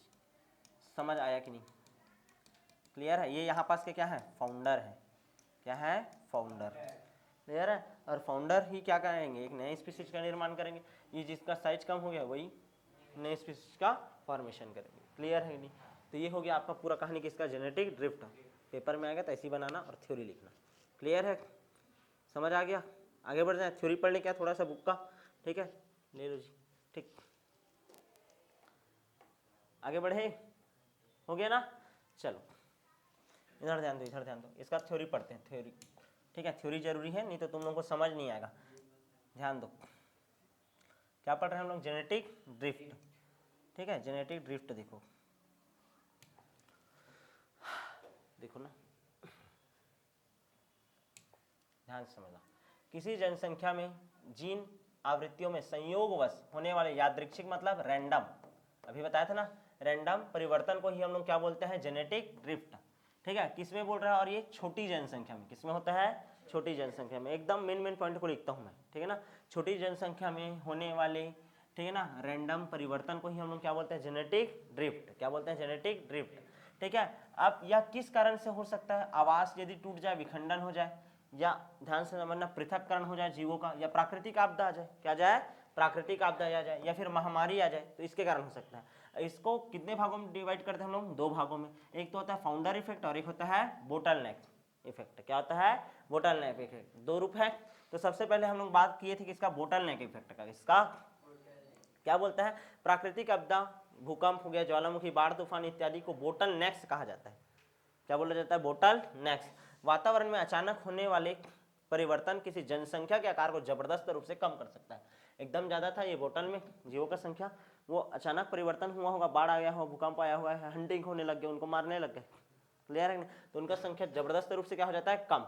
अब यह जनसंख्या मौलिक जनसंख्या से, जो मेन जनसंख्या उससे क्या हो जाएगा, कम हो जाएगा। आनुवांशिक रूप से थोड़ा सा क्या हो सकता है, डिफरेंट हो सकता है, बचा हुआ जो रहेगा वो, समझ आएगा नहीं। जैसे चीता का संख्या बहुत ज्यादा था, तो बचे हुए चीते हैं वो क्या हो सकते थे, पेड़ में चढ़ सकते थे, एकदम तेजी से भाग सकते थे, समझ आया कि नहीं। तो मौलिक रूप से थोड़े से भिन्न हो सकते हैं। शेष बचे हुए जीवों में से कुछ एलील की आवृत्ति ज्यादा, कुछ की कम, या कुछ एलील पूर्णतः अनुपस्थित हो सकते हैं। यदि प्राकृतिक आपदा से गुजरने वाले कोई जीव संख्या अंततः अपने आकार को पुनः प्राप्त कर लेते हैं, तो इसमें लंबे आनुवंशिक विभिन्नता का स्तर काफी भिन्न हो सकता है और ये एक नई जाति का उत्पन्न कर सकता है। क्लियर है। 100 बात का एक बात यही रखना है कि बोटल नेक इफेक्ट बोल रहे हैं, मतलब वो जो जीव है उसकी संख्या क्या होते जा रही है, कम होते जा रही है। क्या होते जा रही है, कम होते जा रही है। दूसरा है संस्थापक प्रभाव, फाउंडर इफेक्ट। जब कोई जीव संख्या का कोई भाग मौलिक जीव संख्या से पृथक हो गया, मेन भाग था ये वाला गोला में था, उससे क्या हो गया, अलग हो गया। और अलग होने का कितना कारण बताया था, 3 कारण। कितना कारण, 3 कारण, ठीक है ना। तो वही बोल रहा है प्रवासित होता है तो एलील आवृत्तियों में परिवर्तन के कारण यह पृथककृत भाग अनुवांशिक रूप से मौलिक जीव संख्या से भिन्न हो जाता है। यहाँ से जो अलग हुआ है वो थोड़ा डिफरेंट ही तो है, और इस नए जगह में जा करके, ठीक है ना, इस नए जगह में जा करके फिर से किसका क्या बन जाता है, फाउंडर बन जाता है। क्या बन जाता है, फाउंडर। और इस इफेक्ट को ही क्या बोलते हैं हम लोग, फाउंडर इफेक्ट। क्या बोलते हैं, फाउंडर इफेक्ट। क्लियर है। सब बात का एक बात, जेनेटिक ड्रिफ्ट कितने प्रकार से, 2 प्रकार से समझाया गया, बोटल नेक इफेक्ट और फाउंडर इफेक्ट। क्लियर है। बोटल नेक इफेक्ट बताना, फिर फाउंडर इफेक्ट बताना। क्लियर है। जैसे बताया हूँ वैसे भी लिख दोगे तो पूरा नंबर मिलेगा। यहाँ तक क्लियर है। आगे बढ़ जाए, म्यूटेशन के बारे में अभी जस्ट बताया था। म्यूटेशन का एक उदाहरण हम लोग लीडरबर्गर का रेप्लिका प्रयोग से भी बता सकते थे। ये कौन सा पॉइंट आ गया अब आपका, म्यूटेशन। क्या आ गया, म्यूटेशन। म्यूटेशन का उदाहरण याद है तुम लोगों को, लीडरबर्गर का कौन सा प्रयोग था, रेप्लिका प्रयोग। कौन सा प्रयोग, रेप्लिका प्रयोग। थोड़ा सा बता देते हैं ना, ठीक है। म्यूटेशन पढ़ रहे हैं, ठीक है। म्यूटेशन क्या होता है, रिस्पॉन्सिबल होता है, बोला था किसके लिए, इवोल्यूशन के लिए। किसके लिए, इवोल्यूशन के लिए। क्लियर है। अब उदाहरण क्या दे रहा हूँ, ध्यान से समझना, ठीक। अगर का हम लोग क्या लिए, प्लेट लिए, ठीक है ना, एक प्लेट लिए, उसमें अगर सॉल्यूशन डाले, और इसके अंदर हम लोग क्या कराने लग गए, ग्रोथ कराने लग गए, किसका, बैक्टीरिया का। किसका, बैक्टीरिया का। बैक्टीरिया का ग्रोथ होने लग गया पूरा। अब बैक्टीरिया का जब पूरा ग्रोथ हो गया, तो बैक्टीरिया का ग्रोथ होने के बाद हम लोग क्या किए, ध्यान समझना, इसमें जितना भी बैक्टीरिया का कॉलोनी विकसित हुआ था, ठीक है ना, उसको मखमल के प्लेट से लगे हुए एक और, ध्यान देना ना, मखमल के प्लेट से लगे हुए एक और क्या बोलना चाहिए, ढक्कन जैसे संरचना रहेगा, उसके ऊपर ऐसे क्या कर लिए, छाप कर लिए, ठीक है ना, उसको छाप लिए ऐसे। मतलब इसमें जितना भी बैक्टीरिया था वो इसमें आ गया। ये मेन वाला है आपका, ठीक है ना, मूल है, मूलावस्था वाला है जी, जो मेन है वो। और ये उसका क्या है, रेप्लिका है। क्या है, रेप्लिका। ऐसा हम लोग क्या बना लिए, रेप्लिका बना लिए। कितने प्रकार से बना सकते हैं, 2 से 3 ठोक बना देता हूँ मैं। क्लियर है। ये 1 ठोक है, ये 1 ठोक और बना देते हैं। क्लियर है। ये एक और रेप्लिका बना लिए। यहाँ तक क्लियर है कि नहीं। अब हम लोग इसको क्या किए, पेनिसिलिन युक्त माध्यम में, किसमें माध्यम में डाल दिए, पेनिसिलिन युक्त माध्यम में, पेनिसिलिन युक्त माध्यम में। पेनिसिलिन युक्त माध्यम में जब मैं इसको डाला, ठीक है ना, इसको डाला तो क्या हुआ होगा, इसमें से बहुत सारा बैक्टीरिया जो रहा होगा वो क्या हो गया होगा, नष्ट हो गया होगा, और केवल कुछ बैक्टीरिया ही यहाँ पास क्या कर पाया होगा, ग्रोथ कर पाया होगा, ठीक है ना। बहुत सारा बैक्टीरिया, 2 स्थिति हो सकता है, एक ठोक बैक्टीरिया जो व्हाइट कलर का है ये क्या हो गया, नष्ट हो गया। क्या हो गया, नष्ट। लेकिन ये सोचो कि जो थोड़ा सा येलोविश कलर का है वो क्या रहा, जीवित रहा। क्या रहा, जीवित। मतलब उसके पास पेनिसिलिन प्रतिरोधी जीन होगा। क्या होगा, पेनिसिलिन प्रतिरोधी जीन, तभी तो वो क्या हुआ होगा, जीवित रहा होगा। क्लियर है, तभी तो वो क्या रहा होगा, जीवित रहा होगा। अब ध्यान से समझने का कोशिश करो कि क्या मैं, ध्यान समझना, क्या मैं इसको पेनिसिलिन में डाला हूंगा तभी क्या उत्परिवर्तन किया होगा वो, नहीं, तब थोड़ी करेगा यार। समझ आ रहा है कि नहीं, मेरे को ध्यान से समझने का कोशिश करो, ठीक है। मेरे को पेपर में कुछ लिखना है, ठीक है, पेपर में कुछ लिखना है, तो मैं पूरा लिख करके आया हूँ, तो एकदम ऐसा थोड़ी है कि मैं उसी दिन पढ़ा हूँ, मैं उसको 10 महीने से पढ़ रहा था ना। समझ आ रहा है कि नहीं। मतलब म्यूटेशन जो होता है जब हम लोग माध्यम में डाले हैं तब होगा क्या, नहीं, वो म्यूटेशन उसमें पहले से हुआ था। समझ आ रहा है कि नहीं। एनसीईआरटी ये लाइन बोलता है ना, म्यूटेशन जो है जीव में पहले से उपस्थित नहीं है, ध्यान देना, यानी कि पहले से उपस्थित होता है। म्यूटेंट जीन जो रहता है उसमें पहले से उपस्थित था, उसके पास पहले से प्रतिरोधकता का क्या आ गया था, क्षमता आ गया था। क्लियर है कि नहीं? ऐसा नहीं है कि मैं इसमें डाला तभी वो क्या हुआ होगा, अपने आप को शक्तिशाली बनाया होगा। समझ आया कि नहीं? ऐसा थोड़ी है कि मेरे को लड़ाई करने जाना है उसी दिन मैं बादाम वादाम खा लूंगा और ताकतवर बन जाऊंगा, ऐसा हो सकता है क्या? नहीं, मैं पहले से उसका तैयारी कर रहा था ना। समझ आया कि नहीं? तो एनसीईआरटी का लाइन पढ़ना समझ आ जाएगा। यहाँ तक क्लियर है कि नहीं? लीडर वर्ग का रेप्लिका प्रयोग किसको समझा रहा है? म्यूटेशन को। किसको? म्यूटेशन को। ठीक है, और साथ ही साथ ये भी बता रहे प्रकृति चयन किसको करता है? जो आपका योग्य होता है उस जीवाणु को चयन करेगा। क्लियर है? ये हर परिस्थिति में रह गया। पेनिसिलिन युक्त माध्यम में भी क्या हो रहा है? जिंदा रहा, मतलब ये तगड़ा बैक्टीरिया है। समझ आया कि नहीं? क्लियर है? और यही क्या रहेगा? जीवित रहेगा। तो नेचुरल सिलेक्शन में भी इसी का उदाहरण दे सकते हो। और म्यूटेशन को ही समझाने के लिए इसका उदाहरण चला है लीडर वर्ग का रेप्लिका प्रयोग, तो मैं उसमें भी उदाहरण दिया था। क्लियर है? दूसरा होता है आपका प्राकृतिक वरण। क्या पढ़े हम लोग? प्राकृतिक वरण। ठीक है, नेचुरल सिलेक्शन सबसे लास्ट है जो आपका। देखो ना हम लोग कितना पॉइंट पढ़ रहे थे। इवोल्यूशन का कितना कारण होता है बोला हूं मैं? 5 कारण। सबसे पहला कारण बताया, दूसरा कारण, तीसरा कारण और ये चौथा कारण, 4 हो गया। सबसे लास्ट कारण पढ़ते हैं हम लोग नेचुरल सिलेक्शन। ठीक है ना? क्या होता है? जो योग्य रहता है वही जीवित रहता है। डार्विन पूरे अपने थ्योरी में यही चिल्लाया है, जो योग्य रहेगा वो जीवित रहेगा। और योग्य कौन है कौन नहीं, कौन सेलेक्ट करता है इसको? नेचर सेलेक्ट करता है। कौन सेलेक्ट करता है? नेचर। ठीक है ना? नेचर सेलेक्ट करता है, जो योग्य रहता है उसी बस को जिंदा रहने दिया जाता है। ठीक है, और जो योग्य नहीं रहता, ठीक है, उसको क्या कर दिया जाता है? मार दिया जाता है। यहाँ तक क्लियर है कि नहीं? ठीक है, अब नेचुरल सिलेक्शन के उदाहरण को समझाने के लिए हमारे बुक में बहुत सारा उदाहरण दिया गया। हम लोग को याद रखना है नेचुरल सिलेक्शन का उदाहरण दो करके आ गया। तो औद्योगिक अतिकृष्णता पिछले लेक्चर में बता दिया हूं मैं। ठीक है, औद्योगिक अतिकृष्णता याद रख सकते हो। दूसरा याद रख लेना किसको? ये सिकल सेल एनीमिया। क्या याद रखना है? Sickle cell anaemia. याद रख लेना, सिकल सेल एनीमिया। तीसरा याद रखना औषधि प्रतिरोधकता। क्या याद रखना? औषधि प्रतिरोधकता। तुम लोग देखोगे कोई दवाई को लगातार तुम्हारे बॉडी के अंदर इंजेक्ट किया गया, फिर धीरे से वो जो दवाई रहता है अब काम करता है क्या? नहीं। ऐसे समझो कि सबसे पहले जब मच्छर को मारना रहता था, ध्यान दो, ठीक है, तो मच्छर को मारने के लिए किसका छिड़काव किया जाता था? डीडीटी का। लेकिन अभी डीडीटी का असर पड़ता है क्या? नहीं। ठीक है, उससे पहले याद करो तुम लोग गुड नाइट जलाते थे, ठीक है, वो अब असर करता है क्या? नहीं। यानी कि उसके प्रति उसके बॉडी में उसका जो जीन था वो क्या हो गया? प्रतिरोधी बन गया होगा। क्या बन गया होगा? प्रतिरोधी बन गया होगा। इस कारण तो उसके ऊपर इफेक्ट पड़ रहा है क्या उसका? नहीं। पहले फ्यूमिगेशन करते थे, धुआं देते थे, धुआं के कारण नष्ट होता था। आप कितना भी धुआं जला दो उसके सामने में हाय हेलो बोलता है वो, यानी कि खत्म होता है क्या? नहीं। मतलब उसके बॉडी के अंदर क्या आ गया? उसका प्रतिरोधकता आ गया। ठीक है, पहले याद करो टिकिया आता था जलाने का, हरा टिकिया है, तो हरा टिकिया में उसको जलाते थे, ठीक है, जलाते थे तो पूरा मच्छर मर जाता था। फिर उसमें भी मरना बंद हो गया, तो लाल टिकिया आया, उसमें भी मरना क्या हो गया? बंद हो गया। अभी रिलैक्स का यूज़ कर रहे हो तुम लोग, ठीक है, उसमें तो भी मर रहे हैं, लेकिन एक टाइम ऐसा आएगा कि रिलैक्स से जलाते रहोगे फिर भी वो मरेगा क्या? नहीं, क्योंकि उसके प्रति उसके बॉडी में क्या आ गया? प्रतिरोधकता आ गया। समझ आ रहा है? और जो नहीं सहन कर पाया वो मर गया, और जो सहन कर लिया वो जीवित रहा। तो ये क्या हो रहा है? नेचुरल सिलेक्शन हो रहा है। क्या हो रहा है?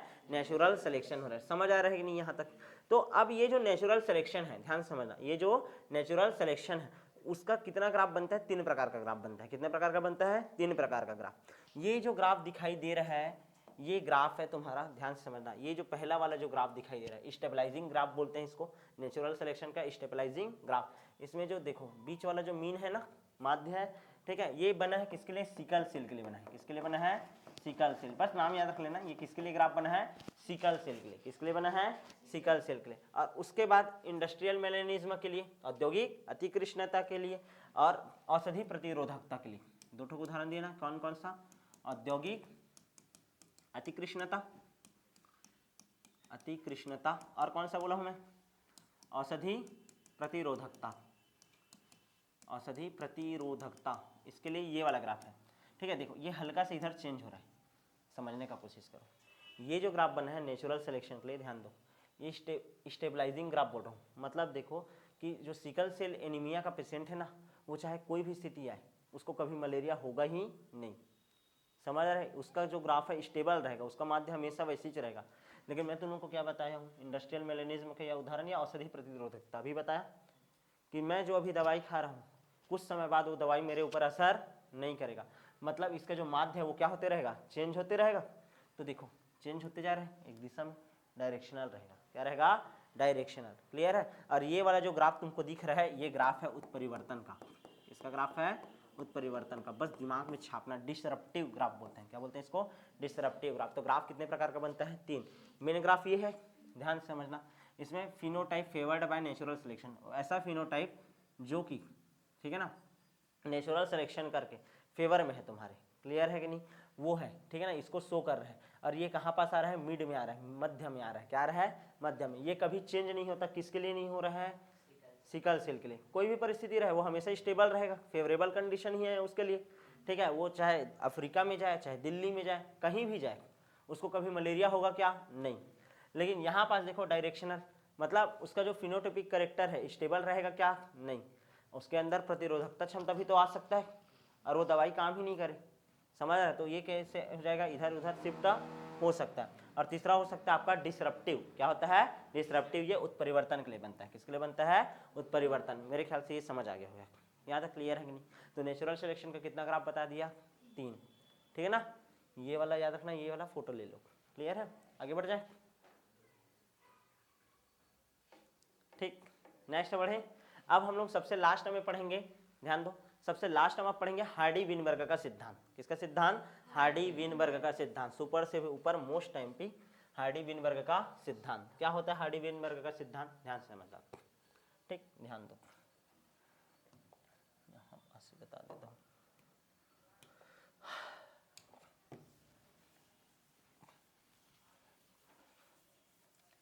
हेडिंग डालो, हार्डी विनबर्ग का सिद्धांत। हार्डी विनबर्ग का सिद्धांत। ठीक, हार्डी विनबर्ग का सिद्धांत ध्यान से समझने का कोशिश करना। मैं क्या बोल रहा हूँ? मान लो कोई आपका पॉपुलेशन है, ठीक है ना, इस पॉपुलेशन में अलग अलग प्रकार के जीव पाए जा रहे हैं। बहुत सारे जीव हैं, ठीक है, बहुत सारे क्या है? जीव हैं। कोई भी जो जीव रहते हैं उनका यदि मैं क्या देखूँ? क्रोमोसोम देखूँ। क्रोमोसोम में क्या उपस्थित रहता है? जीन और एलील। एलील क्या शो करता है? आपका फिनोटाइप कैरेक्टर को। किसको? फिनोटाइप कैरेक्टर को। यहाँ तक क्लियर है कि नहीं? किसी जीव के, ध्यान समझना, किसी जीव के जनसंख्या के लिए हार्डी विनबर्ग ने सिद्धांत दिया था। उसके जीव जनसंख्या में उपस्थित जो एलील होता है, कोई भी जीव की जनसंख्या में जो एलील होता है, वो एलील कितने प्रकार का हो सकता है? 3 प्रकार का हो सकता है। कितने प्रकार का हो सकता है? 3 प्रकार का। क्लियर है? क्या होता है एलील, क्या होता है जीन, ये सब अच्छे से खासे पढ़ोगे कहाँ? जेनेटिक्स में। एकदम क्लियर कट समझ आएगा। पहले नॉर्मली समझो, ठीक है। 3 प्रकार का कंडीशन होता है, तुम लोग याद करो। ये तो एकदम लंबे पौधे होंगे, ये तो कैसे होते हैं? बौने पौधे। और एक होते हैं मध्यम आकार के, कैपिटल टी और स्मॉल टी। समझ आ रहा है कि नहीं? यदि अपूर्ण प्रभावित वाला कॉन्सेप्ट चलाए तो इसको हम लोग क्या बोलते हैं? ध्यान से समझो। इसको बोलते हैं समजात प्रभावी, सॉरी, समयुग्मजी प्रभावी, समयुग्मजी अप्रभावी। और ये कैसा है? विषम युग्मजी। क्या है? विषम युग्मजी। समझ आया कि नहीं? कितना प्रकार का एलील बन सकता है? 3 प्रकार का।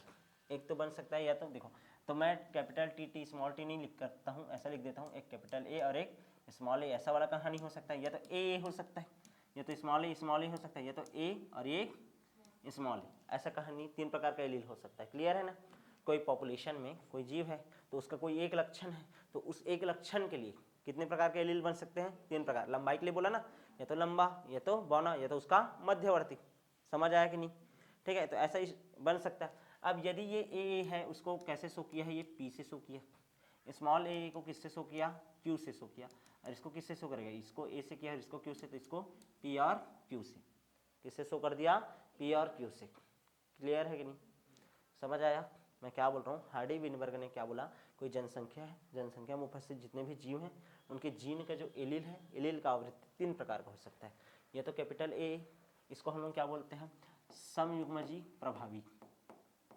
समयुग्मजी प्रभावी, समयुग्मजी प्रभावी है, सेम टू सेम है और प्रभावी वाला है। ये क्या होता है? ये वाला समयुग्मजी अप्रभावी, समयुग्मजी अप्रभावी, अप्रभावी। और इसको हम लोग क्या बोलते हैं? विषम युग्मजी। क्या बोलते हैं? विषम युग्मजी। क्लियर है ना? होमोजाइगस, होमोजाइगस होता है, ठीक है। और वो प्रभावी, प्रभावी क्या बोलते हैं यार हम लोग? बोल रहा हूँ मैं भी, हाँ, डोमिनेंट। क्या बोलते हैं? डोमिनेंट, ठीक है ना। Homozygous dominant, homozygous recessive. क्या बोलते हैं? रिसेसिव। और ये क्या है? हेट्रोजाइगस है। क्या है, हेट्रोजाइगस। तीन प्रकार का कंडीशन होता है, होमोजाइगस और हेट्रोजाइगस। देखो दो ठोक होमोजाइगस वाला है और एक ठोक हेट्रोजाइगस, लेकिन होमोजाइगस में एक ठोक डोमिनेंट और एक ठोक रिसेसिव। यहाँ तक क्लियर है, एक प्रभावी और एक अप्रभावी। तो इसको शो कर रहा हूँ P से, इसको शो कर रहा हूँ Q से, और इसको शो कर रहे हैं किससे, P और Q से। यहाँ तक क्लियर है नहीं। और इन तीनों के हिसाब से उन्होंने एक समीकरण दिया। क्या समीकरण दिया, P, ध्यान समझना, P का square plus 2PQ plus Q का square is equal to 1 always. ठीक है, P का square plus 2PQ plus Q का स्क्वायर, A प्लस B का स्क्वायर टाइप का नहीं लग रहा है, A प्लस B का होल स्क्वायर वाला। ठीक है, तो क्या लिखते हो, A का square plus 2AB plus B का स्क्वायर, ये लिखते थे बचपन में। ठीक है, किए हो गए। तो सेम टू सेम ऐसा ही तो समझो, इसको हम लोग क्या लिख सकते हैं, P प्लस Q का whole square is equal to 1, या फिर इसी को क्या लिख सकता हूँ, P plus Q is equal to 1। Clear है, तीन फॉर्म है। ठीक है, अब क्या बोला, ध्यान समझना, जिस किसी जनसंख्या के लिए, जिस किसी जनसंख्या के लिए, ठीक है ना, जिस किसी जनसंख्या के लिए ये फॉर्मूला में, ठीक है ना, इस फॉर्मूला में एक मान आ रहा है, ठीक है ना, उसमें इवोल्यूशन नहीं होता। वो जो जनसंख्या रहता है वो कैसा रहता है, स्थिर रहता है। कैसा रहता है, स्थिर रहता है। समझ आया कि नहीं? मतलब कोई यदि जनसंख्या में इसका आवृत्ति का मान स्थिर है, एक आ रहा है, क्या मान आ रहा है, एक आ रहा है, क्लियर है, तो उसमें इवोल्यूशन नहीं हो रहा है, उसमें इवोल्यूशन नहीं हो रहा है। समझ आया कि नहीं, है क्लियर है। हार्डी-वेनबर्ग का सिद्धांत क्या बोलता है, ध्यान समझना, कोई जनसंख्या है, उस जनसंख्या में उपस्थित एलील है। एलील कितने प्रकार से हो सकता है, तीन प्रकार से, एक समयुग्मजी प्रभावी, एक समयुग्मजी अप्रभावी, और एक हो सकता है विषमयुग्मजी। समयुग्मजी को P से, समयुग्मजी अप्रभावी को Q से, और इसको P और Q से।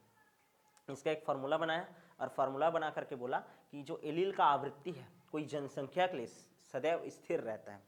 क्या रहता है, सदैव स्थिर रहता है। और यदि स्थिर है, वर्ड अब क्या बोला हूँ, सुने हो क्या बोला हूँ मैं अभी, किसी जनसंख्या के लिए एलील का जो आवृत्ति है वो सदैव क्या होता है, स्थिर रहता है। स्थिर रहता है मतलब कितना आता है, एक आता है। कितना आता है, एक आता है। और यदि एक आ रहा है मतलब उसमें इवोल्यूशन नहीं हो रहा है। मतलब यदि एक ना आए तो इवोल्यूशन होगा। समझ आ रहा है, मतलब यदि एक ना आए तो इवोल्यूशन होगा। यदि एक आ रहा है तो इवोल्यूशन नहीं हो रहा है, यानी कि एक से या तो ज़्यादा आएगा या तो एक से कम आएगा, तब मतलब ये है कि उसमें इवोल्यूशन हो रहा है।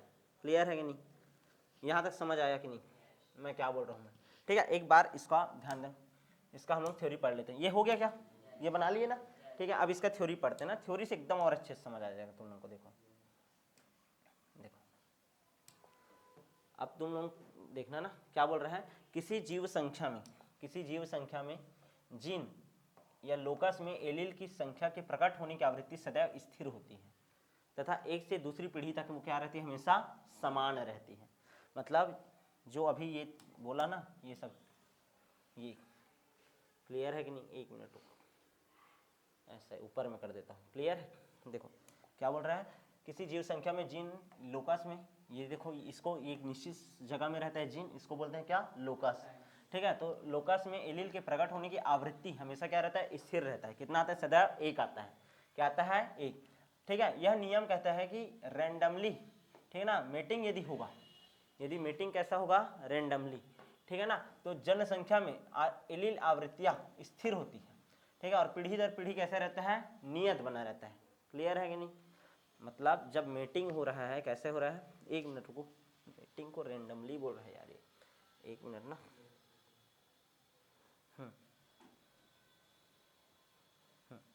ध्यान समझना, यानी कि जब ध्यान से समझो, ध्यान देना ना, एकदम ध्यान देना। देखो हम लोग जब ब्रीडिंग करवा रहे हैं तो ब्रीडिंग दो प्रकार से हो सकता है, एक तो सिलेक्टिव हो सकता है और एक तो हो सकता है कैसे, रेंडमली। क्लियर है कि नहीं, सिलेक्टिव ब्रीडिंग करवाते थे, ठीक है, कि ये गाय है तो इसी नस्ल के साथ होगा क्रॉस, तो ऐसा सिलेक्शन करके कर रहे हैं मान लो, उसको बोलते हैं क्या, सिलेक्टिव ब्रीडिंग। और रेंडमली कर रहे हैं, क्लियर ना, तो ये क्या बोल रहा है कि स्थिर कब रहेगा, जब ब्रीडिंग कैसा हो, रेंडमली हो। कैसा हो, रेंडमली हो। पहले कब रहेगा, मतलब इवोल्यूशन कब नहीं होगा, इवोल्यूशन ये स्थिर रहेगा बोल रहा है, मतलब इवोल्यूशन नहीं होगा। कब नहीं होगा, जब तक मीटिंग कैसा होगा, रेंडमली होगा। कैसा होगा, रेंडमली होगा। पहला चीज ये बोल रहा है। दूसरा क्या बोल रहा है देखो, ठीक है, जीन कोष सदैव अपरिवर्तनीय रहता है और इसी को ही हम लोग क्या बोलते हैं, जेनेटिक इक्विलिब्रियम। P बराबर प्रभावी एलील, Q बराबर अप्रभावी एलील। फिर फॉर्मूला यही लिख दिया है, P का स्क्वायर Q का स्क्वायर और 2PQ, ए जीनोटाइप वाला जीव। समझ आ गया कि नहीं पूरा? अरे फॉर्मूला दे दिया है, क्लियर है कि नहीं? अब ध्यान समझना, यदि ये नापी गई फ्रीक्वेंसी आवृत्ति जितना अपेक्षित मान है, अपेक्षित मान कितना है 1, ठीक है, इससे क्या दिखाता है, भिन्नता दिखाता है। क्या दिखाता है? भिन्नता, मतलब 1 नहीं आता, बाई चांस यदि 1 नहीं आता, ठीक है, तो विकासीय परिवर्तन की व्यापकता का संदेश देता है, संकेत देता है। मतलब उसमें क्या हो रहा है, इवोल्यूशन हो रहा है। यदि जब तक 1 आ रहा है तो क्या हो रहा है, इवोल्यूशन नहीं हो रहा है। लेकिन यदि 1 से ज्यादा आ गया या 1 से कम आ गया, इसका मीनिंग क्या होता है कि इवोल्यूशन होगा। क्लियर है? अब ध्यान समझना कि कोई जगह पर इवोल्यूशन ना हो, यानी ये मान क्या है 1 आए, इसके लिए क्या क्या चीज होना चाहिए, क्या क्या चीज होना चाहिए, ठीक है। पहला चीज, उस जगह पर अनुवांशिक विचलन नहीं होना चाहिए, जेनेटिक ड्रिफ्ट वहां पास होना नहीं चाहिए, वहां पास जीन फ्लो होना नहीं चाहिए, वहां पास उत्परिवर्तन होना नहीं चाहिए, वहां पास जेनेटिक रिकॉम्बिनेशन नहीं बनना चाहिए। अभी तक जो जो बोला था ना, इवोल्यूशन होने के कितने कारण होते हैं, 5, वो 5 कारण, यदि इसका फॉर्मूले का मान कितना लाना है, 1 लाना है, तो ये सब होना नहीं चाहिए। क्लियर है? तब जाकर के वहां पास इवोल्यूशन नहीं होगा। समझ आया? और यदि ये सब हो रहा है, ठीक है, जीन फ्लो हो रहा है, जीन माइग्रेशन हो और जेनेटिक ड्रिफ्ट हो रहा है, प्राकृतिक वरण हो रहा है, नेचुरल सिलेक्शन हो रहा है, तो इवोल्यूशन वहाँ पास हो जाएगा। क्लियर है कि नहीं? यहाँ तक समझ आया कि नहीं? क्लियर है सबको? ठीक है, तो एक बार और तुम लोग देख लो, ठीक है, ये तो क्लियर हो ही गया यार सबको। ठीक है, तो हम लोगों ने आज के क्लास में क्या क्या पढ़ लिया? ठीक है, सबसे पहले हम लोग पढ़े उत्परिवर्तनवाद क्या होता है, उसके बाद हम लोग क्या पढ़े, उत्परिवर्तनवाद और डार्विनवाद में क्या अंतर है। उसके बाद हम लोगों ने क्या पढ़ा, नव डार्विनवाद, ठीक है, अलग अलग वैज्ञानिकों ने मिलकर दिया और उसके अनुसार कितना पॉइंट होना चाहिए उत्परिवर्तन नए जीवों के विकास के 5। सबसे पहले क्या होता है, जीन माइग्रेशन या जीन फ्लो। दूसरा होता है जेनेटिक ड्रिफ्ट। जेनेटिक ड्रिफ्ट हम कितना टॉपिक पढ़े, 2, एक बोटलनेक इफेक्ट और एक फाउंडर इफेक्ट। उसके बाद हम लोग क्या पढ़ लिए, उत्परिवर्तन म्यूटेशन, और क्या पढ़े, नेचुरल सिलेक्शन, और एक क्या पढ़े, रिकॉम्बिनेशन। क्या पढ़े, जेनेटिक रिकॉम्बिनेशन। फिर सबको एक एक करके समझाया मैं, ठीक है। और सबसे लास्ट में भी क्या पढ़े, हार्डी-विनबर्ग का सिद्धांत। हार्डी-विनबर्ग का सिद्धांत यह बोलता है कि कोई भी जो जीव का जनसंख्या है उसमें जो एलील का आवृत्ति है वो सदैव क्या होता है, स्थिर होता है। और स्थिर है मतलब p plus Q plus 2 p का स्क्वायर प्लस क्यू का स्क्वायर प्लस 2pq है, वो ऑलवेज क्या आएगा, 1। ठीक है, और इसके लिए क्या क्या कंडीशन होना चाहिए, इसके लिए पहला कंडीशन, मेटिंग कैसा होना चाहिए, रैंडम। और दूसरा क्या क्या नहीं होना चाहिए, जेनेटिक ड्रिफ्ट नहीं होना चाहिए, जीन फ्लो नहीं होना चाहिए, नेचुरल सिलेक्शन नहीं होना चाहिए। तब जाकर के वो जो 1 है वो 1 नहीं आएगा, या तो बढ़ सकता है या तो घट सकता है। अब जो नेक्स्ट क्लास होगा वो इस चैप्टर का क्या होगा, लास्ट क्लास। तो मिलेंगे आप नेक्स्ट क्लास में।